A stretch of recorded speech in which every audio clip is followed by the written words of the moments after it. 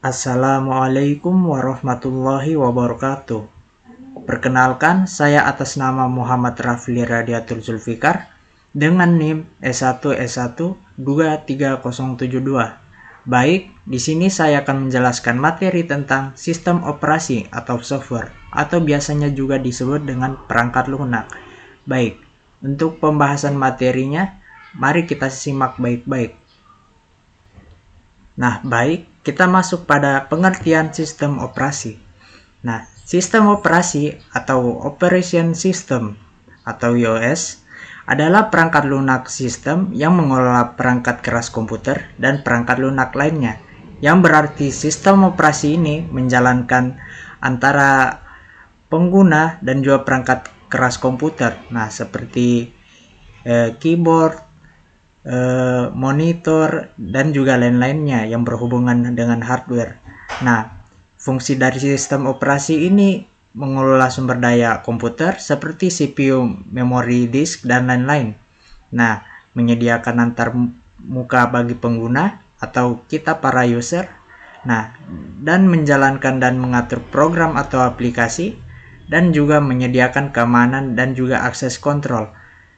Nah, sistem operasi ini terdiri juga dari beberapa bagian. Nah, jenis sistem operasi ini ada single user atau single tasking. Nah, single user atau single tasking ini hanya bisa digunakan atau dipakai oleh satu orang dan hanya bisa menjalankan satu aplikasi dalam satu waktu. Nah, sepertinya itu sistem operasinya MS-DOS atau Microsoft Disk Operating System. Nah, maksudnya kita bisa menjalankan satu aplikasi saja. Kita tidak bisa membuka aplikasi lain seperti Windows. Nah, di Windows kan kita bisa membuka satu aplikasi dan juga aplikasi lainnya dalam satu waktu. Nah, yang kedua itu single user atau multitasking. Nah, dipakai oleh satu orang tapi bisa menjalankan beberapa aplikasi sekaligus. Nah, contohnya ini seperti Windows, Mac OS, Ubuntu Desktop, dan juga Linux. Nah, bagian ketiga itu multi-user. Nah, multi-user ini bisa digunakan oleh banyak orang pada waktu yang sama. Nah, biasanya ini di server. Nah, contoh sistem operasinya ini Unix, Linux dalam varian server, dan juga Windows Server.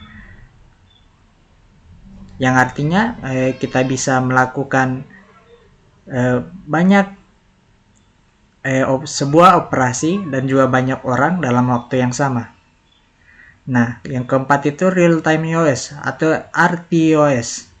Nah, merespon perintah dengan sangat cepat dan tepat waktu, biasanya dipakai di sistem kritis. Nah, contoh sistem operasinya ini seperti VxWorks, RT Linux, dan FreeRTOS. Nah, embedded OS ini digunakan pada elektronik yang tertanam, bukan komputer umum. Nah, biasanya ini adalah teknologi zaman sekarang ini, maksudnya sistem operasi pada Android di Smart TV atau mobil, John Tiki, dan Tiny OS. Seperti sekarang banyak keluaran TV yang berbasis Android dan juga mobil. Nah, bagian keenam itu Network OS. Nah, mengelola komputer dalam jaringan. Nah, biasanya di server untuk berbagi file dan printer. Nah, biasanya ini sistem operasinya ini menggunakan Novel Netware, Windows Server, Unix, atau Linux Server. Nah, bagian ketujuh itu Distribute OS. Nah, fungsinya ini mengelola beberapa komputer yang terhubung agar bekerja seperti satu sistem. Nah, contoh sistem operasinya ini yang pertama itu Amoeba, Plan9, Google, dan juga Google Fuchsia. Nah, ini juga masih berupa eksperimen. Nah, kita masuk pada kelebihan dan kekurangan dari jenis-jenis sistem operasi. Nah, pasti kita ketahui setiap sistem operasi itu memiliki kelebihan dan kekurangannya. Nah, kita masuk di single user atau single tasking pada MS-DOS.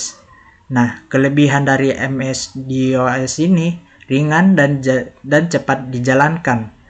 Nah, konsumsi resource-nya juga yang sangat rendah dan juga mudah dipelajari karena dia hanya membuka satu aplikasi pada waktu yang sama. Jadi, otomatis dia ringan atau cepat dijalankan. Nah, kekurangannya itu hanya bisa menjalankan satu aplikasi seperti yang saya telah jelaskan tadi, dan juga tidak mendukung multitasking seperti Windows. Nah, antar muka berbasis teks tidak user friendly. Nah, maksudnya ini interface-nya itu hanya berbasis teks, tidak ada seperti aplikasi di Windows atau di Linux atau tampilan-tampilan lainnya. Nah, kita masuk di single user multitasking. Nah, contohnya di Windows, macOS, dan Ubuntu desktop.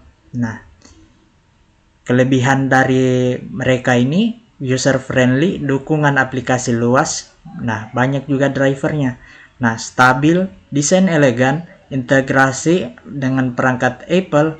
Nah, kalau macOS itu stabil, desain elegan, integrasi dengan perangkat Apple. Nah, makanya ini harganya mahal ya. Nah, yang ketiga itu Ubuntu desktop. Nah, dia ini gratis, open source, aman dari malware. Nah, kekurangannya dari mereka ini, yang pertama itu dari Windows, rentan virus. Nah, butuh spesifikasi hardware tinggi dan juga berbayar tentunya Windows ini. Nah, kalau kekurangan dari macOS ini pasti yang saya sebutkan tadi, harganya mahal, terbatas pada perangkat Apple, atau macOS ini bisa digunakan untuk pada perangkat Apple saja. Nah, untuk kekurangan Ubuntu desktop itu kurang dukungan aplikasi populer atau perlu pembiasaan karena kurang diminati juga. Baik, di bagian ketiga itu multi user. Nah, Unix, Linux server, dan Windows server, sistem operasi yang mencakup pada multi user ini. Nah, kita masuk di kelebihan Unix itu. Kelebihannya stabil, aman, multitasking, dan multi user yang kuat. Nah, tapi kekurangannya tidak user friendly, mahal untuk beberapa versi komersial. Nah, yang tentunya Unix ini juga berbayar. Nah, kelebihan pada Linux server ini gratis, fleksibel, bisa open source. Nah, maksudnya ini pada Linux ini bisa kita ubah-ubah semau kita, beda dengan Windows. Nah, Windows itu closed source, yang artinya pada perusahaannya saja yang bisa mengubah-ubah dalam alat atau tools di Windows tersebut. Kalau Linux ini kan open source. Nah, jadi bisa user lainnya bisa mengubah Linux tersebut. Nah, sesuka hati lah. Nah, tapi kekurangannya ini juga perlu keahlian teknis dan tidak semua softwarenya ini mendukung. Nah, itu Linux kekurangannya. Nah, kelebihan pada Windows Server, dukungan software Microsoft, dan antarmuka yang sangat familiar. Nah, biasanya dan kekurangannya itu mahal, rentan terhadap malware atau juga virus ya. Nah, bagian keempat, real-time OS. Nah, sistem operasinya itu VxWorks, RT Linux, dan FreeRTOS.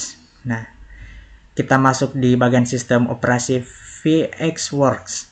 Nah, kelebihannya ini dari sistem operasi ini sangat cepat dan andal, banyak dipakai di industri.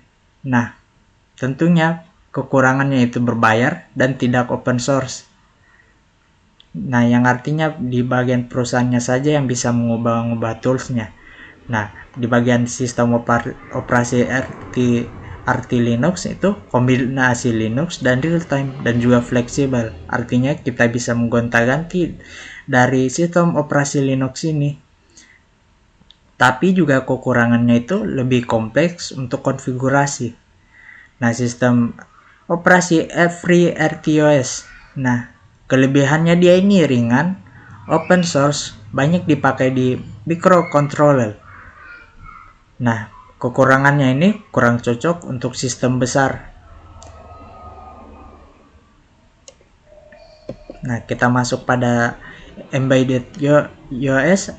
Nah, termasuk Android, Kontiki, TinyOS. Nah, kita masuk pada pembahasan materi pertama itu di bagian sistem operasi Android. Nah, kelebihan dari sistem Android ini banyak aplikasinya dan juga familiar bagi penggunanya, termasuk kita orang-orang Asia yang kebanyakan pakai Android. Nah, kekurangannya ini tidak cocok untuk sistem kritis dan juga boros memori karena penggunaan HP Android itu hanya bertujuan untuk menelpon saja atau saling berkomunikasi, tidak cocok bagi untuk menjalankan semua aplikasi. Nah, yang artinya Android ini serba terbatas. Nah, di bagian sistem operasi Kontiki, kelebihannya itu ringan, cocok untuk IoT dan sensor network. Nah, dan kekurangannya ini fungsionalitasnya ini terbatas. Itu pada sistem operasi Kontiki. Nah, pada sistem operasi TinyOS, nah ini kelebihannya ini sangat ringan, cocok untuk sensor nirkabel. Nah, kekurangannya ini perlu pemrograman khusus dan sulit dipelajari, yang artinya ini kita harus tahu betul pemrogramannya ini seperti apa. Nah, meskipun sangat ringan, tapi juga ini sangat sulit dipelajari. Apalagi kita sebagai para pemula. Nah, di bagian network iOS itu terdapat sistem operasi novel network, Windows Server, Unix, atau Linux Server. Nah, kita masuk pada sistem operasi novel network ini, kelebihannya kuat dalam file dan printer sharing. Nah, tapi kekurangannya ini kurang populer dan supportnya ini terbatas. Nah, jadi ini kekurangannya ini kurang diminati oleh masyarakat. Nah, kita masuk pada sistem operasi Windows Server. Nah, kelebihan dari Windows Server ini mudah diintegrasi dengan sistem Windows lain. Nah, kekurangannya ini dari Windows Server ini mahal dan butuh lisensi karena berbayar. Nah, kita masuk sistem operasi Unix atau Linux Server. Nah, kelebihan dari Linux Server ini atau Unix stabil, efisien dalam manajemen jaringan. Nah, kekurangannya ini memerlukan keahlian teknis seperti yang saya sudah jelaskan sebelumnya. Linux ini bisa kita ubah-ubah dengan semau hati kita. Nah, tapi setiap sistem operasinya ini juga kita harus tahu mana yang bisa support atau mana yang tidak. Nah, kita harus ahli dalam menggunakan atau mengubah tools-tools yang ada di Linux ini atau membuatnya dengan baru. Nah, supaya banyak lagi yang bisa mengembangkan Linux yang sudah kita buat ke level berikutnya. Nah, kita masuk pada distribute OS.